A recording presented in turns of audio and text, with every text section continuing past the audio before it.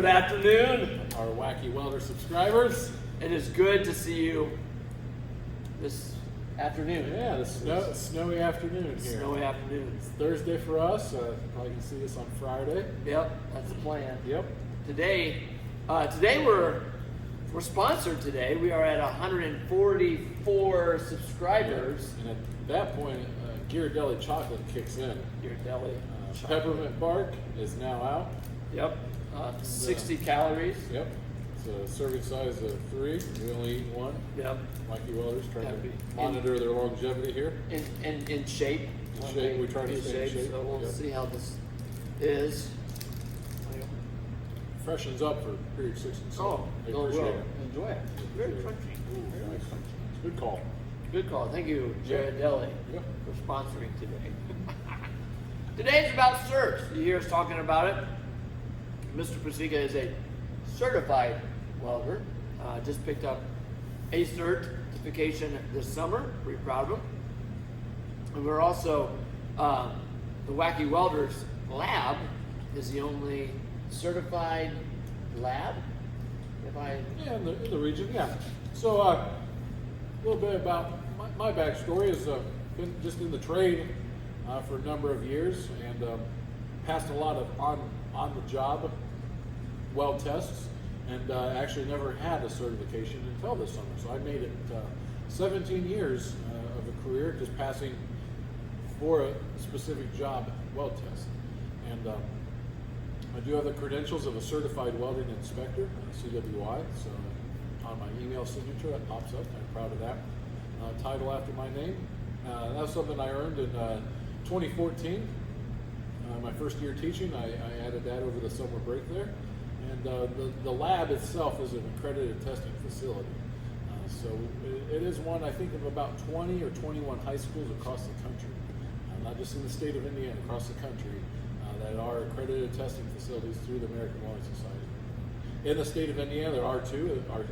Our lab here and our friends up in Kendallville at Impact Institute, they are the second high school. So 10% of high school ATFs are located within 50 miles of each other, so it's kind of cool to know that we kind of share the same title and such as our friends up at Impact. So.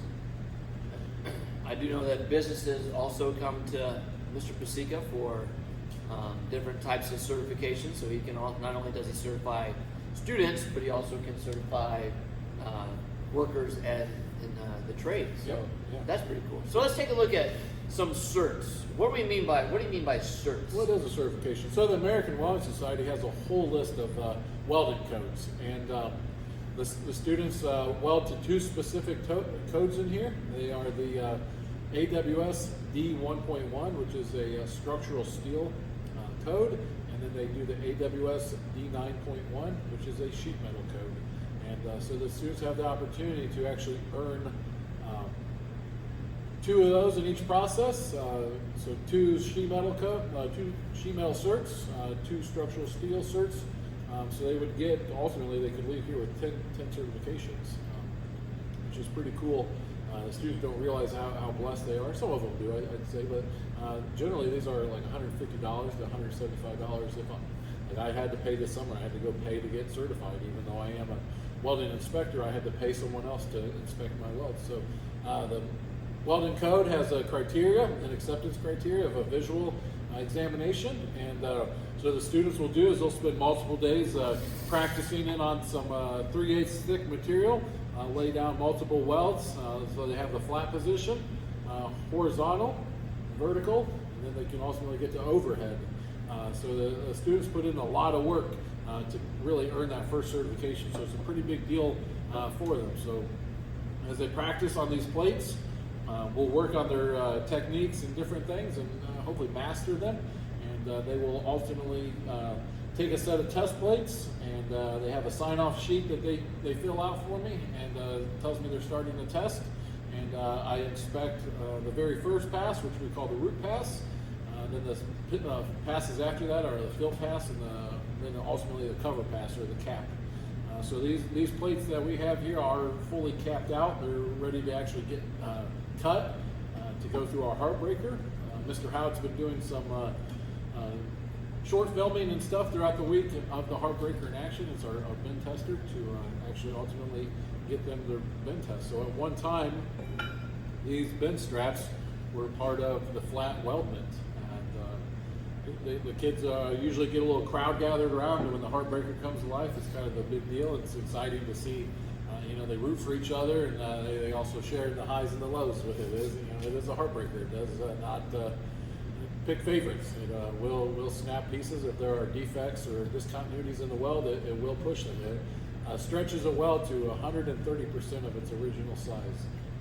So it's an acceptance criteria. So they have to pass a visual, then they have to pass a bend test. So really, it's a two-part process to become a certified welder. So it's not definitely given out. They are earned, and it does take some time. We have some students that will struggle, and it's a kind of a humbling experience for them to go through the Heartbreaker to see that weld looked okay, but maybe the stuff inside, the beads underneath, weren't up to par, so to speak. How long does a cert usually last? Like, is it lifetime, or is it? It can be with some work, but the American Welding Society recognizes that your skills are something that needs to be used daily. So our structural steel codes actually only last 6 months, and then they have to be renewed. The person doesn't have to go through the whole process again, but they have to be working in that field, welding with that process. So I think mine go out. Let's see, mine got issued to me over the summer, and I will expire on March 30th, 2023. I will have to prove to another CWI that I made these welds and send out off paperwork and a little bit of money. So it is an investment into my future. The students do the same thing. So yes, 6 months, so 2 times a year, these guys will be sending out their paperwork in order to stay up to par.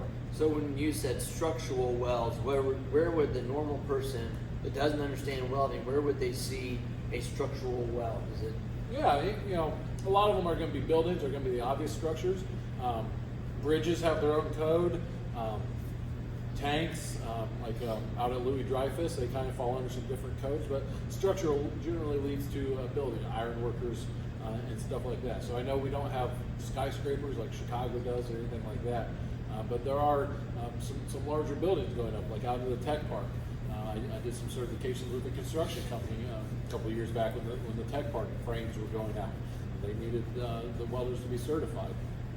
There's a company that's got a pretty cool contract up in Bourbon area that builds a lot of Dollar Generals and O'Reillys all across the country. And I've probably certified 20 different welders of theirs through the years to send them out on the job site. So it's just buildings is the big one. So yep. Very cool. Behind us, you'll see the wall of certs. Put this up for the first time this year. Yeah, yep. And made the sign, and then the kids, once they have been certified, they get to put their bend test, successful bend test, up on the wall, and we get to celebrate them that way. They'll go through, and it's kind of cool. A little bit last week, we had a student he got his seat on those. He's like, I'm on the wall, and he was all excited, and that was pretty cool to see. He worked pretty hard, and it's cool to see kids working hard, and it gives them something to do. This is obviously an avenue that they can go become a trades laborer. So doesn't mean that they have to get certified, but definitely if they aren't on the art side, or hey, we want to really, this is what we want to do. If I go to KWI, we want to go to Arkansas Elite, or we want to go to Hobart, this is something that you'll need to know. So and it looks good on a resume too if you walk in to have certifications. A couple weeks back, we featured Thomas Coulter as one of our former students, alumni, headed down to KWI, and even though he's going to further his training, his certification and the time here gave him a leg up, where another student, Leighton Cooper, and Thomas were able to complete their very first round of preliminary test within the first 2 days of being at school. So a lot of these trade schools are work at your own pace kind of mentality, and some of the guys were at week 2 and 3 around them on these certification setups, the early ones, the easy ones, plate tests. And Thomas and Leighton were able to, in the first 2 days, to knock those out. So it's a proud moment for me to get those text messages back. And Mr. Howe and I actually got one at about 4 o'clock in the morning. They are on second shift, and their normal day is 2 p.m. to 10 p.m. But most trade schools will let students work more. And Leighton took it. I think it was like actually like 4:18, and he was out still doing it. So hour 13, 14 of his day. So it's good to see that these kids are out working hard and putting the time in. So yeah, Absolutely. proud teacher moment. Yep. Well, hey, we'll have some pictures that follow this on kind of explain what we've just talked about. I know this is a little bit longer video, but there's a lot kind of cool stuff that goes on when it comes to the world of certs. So if you like the video, click that like below. Subscribe. We're at 144. So at 150. Yeah, 150 is a big drawing. Yeah, big, maybe a little gift basket, ices, and beer jellies. You never know. Our sponsors may kick in. Yeah, you never know. We get coupons a lot from ices. Yes, coupons. 10% on Kroger's. It's nice. That's good stuff. All right. Well, hey, if we don't see you, happy Thanksgiving. Yep. Don't know if we'll have a drop next week or not, so we don't want to miss that. Might be alive. We might be just live. As we eat. Yeah, just join us. You just never know. Yeah. Cowboys game. Yeah. Lions, Yeah. Well, you have a great afternoon. Thanks for watching, and we'll see you next time. Stay wacky.